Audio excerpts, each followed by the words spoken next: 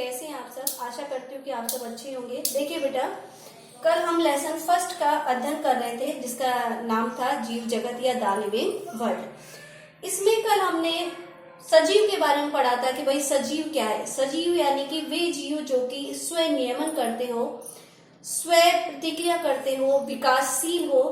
तो इस तरीके के जीवों को हमने क्या कहा था, सजीव कहा था। फिर हमने सजीव के कुछ लक्षणों के बारे में अध्ययन किया था, जैसे कि वृद्धि है, उपापचय है, गमन है। तो इन सब के बारे में हमने क्या किया था, अध्ययन किया था। उसी में ही आज हम जो सजीवों के और लक्षण हैं इनके बारे में क्या कर रहे हैं, यहाँ पे अध्ययन कर रहे हैं। तो यहाँ पे हमारा जो फर्स्ट लक्षण है वो देखिए कौन सा है, कोशिका संरचना। कल हमने आपको एक लक्षण बताया था जीव द्रव्य। जीव द्रव्य से मतलब क्या है कि कोशिका के अंदर जो द्रव्य भरा रहता है उसको हमने क्या कहा था, जो जीव द्रव्य है ये कोशिका का मुख्य अंग होता है और इसी के अंदर ही विभिन्न प्रकार के कोशिकांग पाए जाते हैं और इन्हीं कोशिकांगों के द्वारा हमारी विभिन्न प्रकार की उपापचय क्रियाएं क्या होती है, संपन्न होती है। तो हमने कहा था कि भाई किसी भी जीव के अंदर कोशिका है तो उसे हम क्या कहेंगे, सजीव कहेंगे। अगर किसी के अंदर कोशिका नहीं है तो फिर वो क्या कहलाएगी, निर्जीव कहलाएगी। तो यहाँ यानी कि जो कोशिका है उसके बारे में हम यहाँ पे अध्ययन कर रहे हैं कि कोशिका की उपस्थिति के आधार पर जो जीव होते हैं ये दो प्रकार के होते हैं। एक होते हैं एक कोशिकीय और दूसरे कौन से होते हैं, बहुकोशिकीय। एक कोशिकीय वो जीव होते हैं जिनका शरीर केवल एक कोशिका से मिलकर के बना होता है, उन्हें हम क्या कहते हैं, एक कोशिकीय जीव कहते हैं। तथा वे जीव जिनका शरीर एक से अधिक कोशिकाओं से मिलकर के बना रहता है उनको हमने क्या कहा था, बहुकोशिकीय। अब ये बहुकोशिकीय कैसे होंगे भाई, प्रारंभिक अवस्था में प्रत्येक जीव कैसा है, एक कोशिकीय। कल मैंने आपको बताया था कि भाई माता के अंडाणु जो युग्मक है उससे जब पिता का शुक्राणु का संलयन होता है तो युग्मनज का निर्माण होता है और युग्मनज हमारे शरीर की क्या थी, एक कोशिका थी। फिर इसी कोशिका के अंदर लगातार कोशिका विभाजन होते गए और एक कोशिका से पहले 2 बनी, 2 से 4 बनी, 4 से 8 बनी, 8 से 16, 16 से 32, अब तो इस तरीके से कोशिकाओं की संख्या में क्या होती जा रही है, लगातार वृद्धि होती जा रही है। और जैसे जैसे कोशिकाओं की संख्या में वृद्धि होती जाएगी उसी तरीके से हमारे शरीर की भी क्या होगी, वृद्धि होगी। तो प्रत्येक जीव का शरीर प्रारंभिक अवस्था में कैसा होता है, एक कोशिकीय होता है। लेकिन कुछ जीवों का शरीर तो जीवन पर्यंत एक कोशिका से मिलकर के बना होता है, उन जीवों को तो हम क्या कहेंगे, एक कोशिकीय। जैसे कि अमीबा है, पैरामीशियम है, युग्लिना है, तो ये सारे जीव कैसे कहलाते हैं, एक कोशिकीय। जीवाणु है, ये सब कौन से जीव कहलाते हैं, एक कोशिकीय। लेकिन जिन जीवों का शरीर एक से अधिक कोशिकाओं से मिलकर के बना होता है उनको हम क्या कहेंगे, बहुकोशिकीय। जैसे कि जंतु है, पादप है, कवक है, शैवाल है, तो ये सारे जीव क्या कहलाते हैं, बहुकोशिकीय। अब देखिए बेटा, जो कोशिका है ये जीवों के शरीर की क्या होती है, संरचनात्मक और क्रियात्मक इकाई। यानी कि हम इसको संरचनात्मक और क्रियात्मक इकाई क्यों कह रहे हैं, क्योंकि किसी भी जीव का शरीर प्रारंभिक अवस्था में सबसे पहले एक कोशिका से मिलकर के बना, फिर इस कोशिका में क्या हुआ, विभाजन हुआ और विभाजन होने के पश्चात एक कोशिका से कितनी बन गई, 2 बन गई।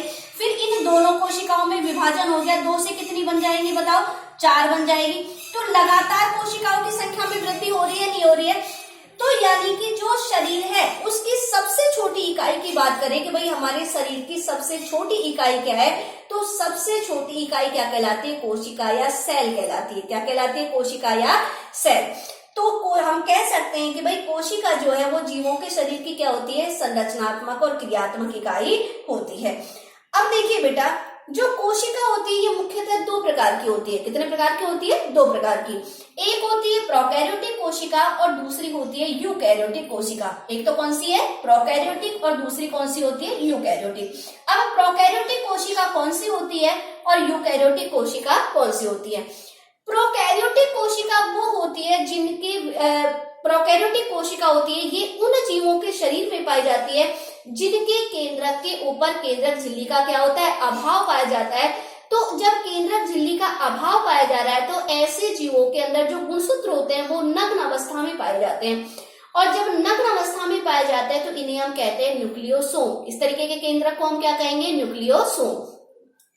तो जो प्रोकैरियोटिक कोशिकाएं ये पाई जाती है, जैसे कि जीवाणु है, माइकोप्लाज्मा है, साइनोबैक्टीरिया है, इनके अंदर कौन सी कोशिका पाई जाती है, प्रोकैरियोटिक कोशिका। जैसे देखिए हम एक प्रोकैरियोटिक कोशिका की बात कर रहे हैं यहाँ पे। इस तरीके से प्रोकैरियोटिक कोशिका है और इस प्रोकैरियोटिक कोशिका के अंदर गुणसूत्र है, ये नग्न अवस्था में पाए जा रहे हैं। इस तरीके से इनके ऊपर किसी भी प्रकार की केंद्रक झिल्ली नहीं है, यानी केंद्रक झिल्ली का क्या पाया जा रहा है, अभाव पाया जा रहा है। तो जब गुणसूत्र नग्न अवस्था में रहते हैं तो इन्हें हम क्या कहते हैं, न्यूक्लियोसोम। क्या कहेंगे इनको, न्यूक्लियोसोम।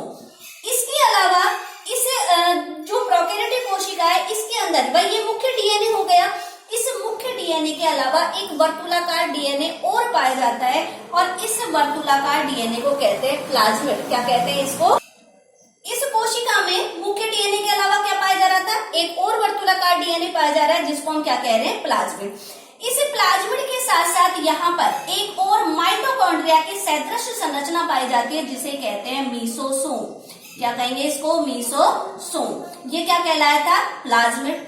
अब देखिए बेटा, जो प्लाज्मिड होता है, ये जो प्रोकैरियोटिक कोशिका है ये कहां पर पाई जा रही थी, जैसे जीवाणु है, साइनोबैक्टीरिया है, माइकोप्लाज्मा है, इनके अंदर पाई जा रही है। इस प्लाज्मिड के अंदर स्व प्रतिकृति का क्या पाया जाता है, गुण पाया जाता है, यानी कि ये अपने समान ही अन्य डीएनए का क्या कर लेता है, निर्माण कर लेता है। तो आजकल जो जैव प्रौद्योगिकी है उसके अंदर इन जीवाणुओं का प्लाज्मिड के कारण क्या किया जाता है, प्रयोग किया जाता है वाहक के रूप में। यानी कि अगर हम किसी एक अच्छे वांछित कोई जीव है उसके डीएनए को यदि किसी निम्न जीव के अंदर ट्रांसफर करना चाहे तो उस डीएनए को एक कोशिका से दूसरी कोशिका में ले जाने के लिए किसका प्रयोग किया जाता है, प्लाज्मिड का प्रयोग किया जाता है। यानी कि ये प्लाज्मिड किसका काम कर रहा है, वाहक का। यानी कि डीएनए खंडों को कहां पर लेके जा रहा है, एक कोशिका से दूसरी कोशिका में।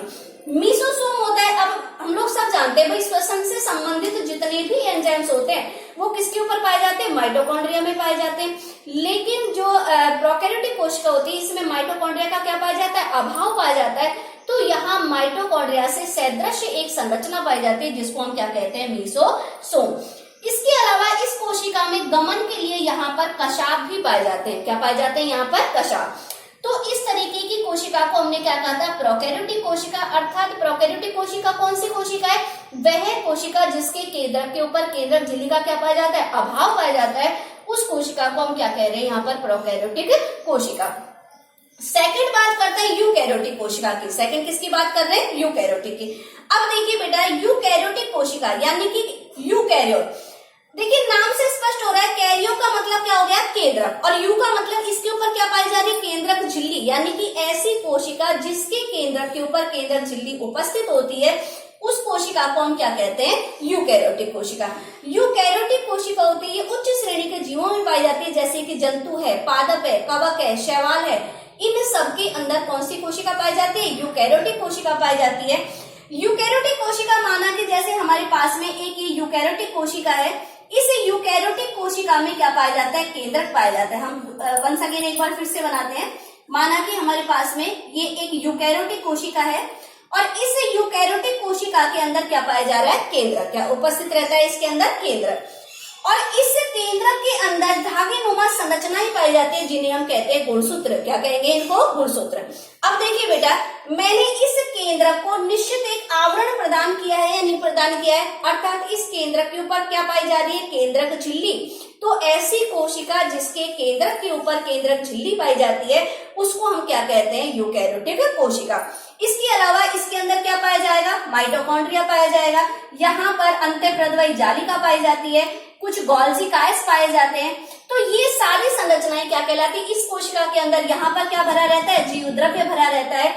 तो इस जीव द्रव्य के अंदर जो हमने ये जैसे कि माइटोकॉन्ड्रिया है, अंतःप्रद्वयी जालिका है, गोल्जिका है, तो ये इसके क्या कहलाते हैं, कोशिकांग कहलाते हैं। और इन्हीं कोशिकांगों के द्वारा हमारे शरीर की जितनी भी उपापचय क्रियाएं होती है वो सब क्या होती है, यहाँ पर संपन्न होती है। इसके अलावा देखिए बेटा, अब ये यूकैरियोटिक कोशिकाएं ये किसके अंदर पाई जा रही थी, पादप और जंतु कोशिका में। किसके अंदर पाई जा रही थी, पादप और जंतु कोशिका में। अब देखिए बेटा, जो यूकैरियोटिक कोशिका है यहाँ पादप और जंतु में भी कुछ विभेद पाए जाते हैं। यदि इस कोशिका के अंदर यहाँ पर हरित लवक उपस्थित होता, क्या उपस्थित होता है यहाँ पर, हरित लवक, तो हरित लवक की उपस्थिति के कारण हम इसको जंतु कोशिका नहीं कहते, ये किसको क्या कहते हैं, इसको पादप कोशिका। क्योंकि पादप कोशिका की मुख्य विशेषता होती है कि इसके अंदर क्या पाया जाता है, हरित लवक पाया जाता है। इसके अलावा ये जो कोशिका थी इसके ऊपर क्या पाई जा रही है, कोशिका झिल्ली पाई जा रही है। क्या पाई जा रही है यहाँ पर, कोशिका झिल्ली।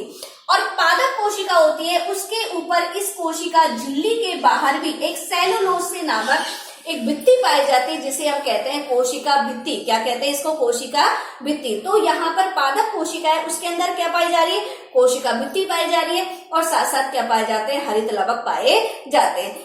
लेकिन अगर जंतु कोशिका की बात करते हैं तो फिर जंतु कोशिका में इस कोशिका भित्ति का क्या पाया जाता है, अभाव पाया जाता है। उसमें केवल क्या पाई जाती है, कोशिका झिल्ली। इस हरित लवक का भी यहाँ पर क्या होता है, अभाव पाया जाता है। लेकिन यहाँ पर तारक काय उपस्थित होते हैं। क्या उपस्थित होते हैं यहाँ पर, तारक काय। तो जंतु कोशिका में किसकी अभाव पाया जाता है, कोशिका भित्ति का अभाव पाया जाता है।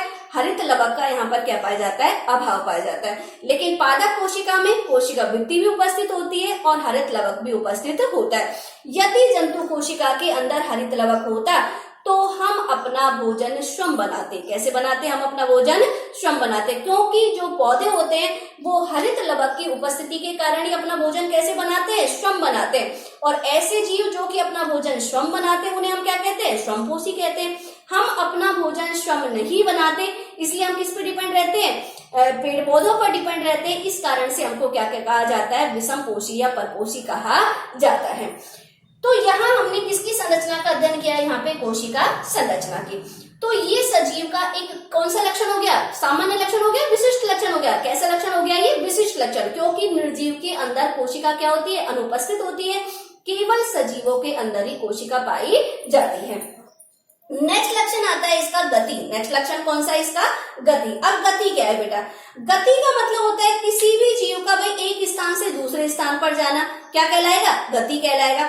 लेकिन भाई जंतु तो है, ये तो अपने भोजन के लिए या किसी वातावरण में अनुकूलन के लिए, हमारे यहाँ पर किसी भी, जैसे कि इस टाइम कोविड-19 चल रहा है और हमको किसी व्यवसाय वगैरह की सुविधा नहीं है, धीरे धीरे कोई भी व्यक्ति है तो यहाँ से बताओ शहरों से लोग गाँवों में पलायन करके आ रहे हैं या नहीं आ रहे हैं।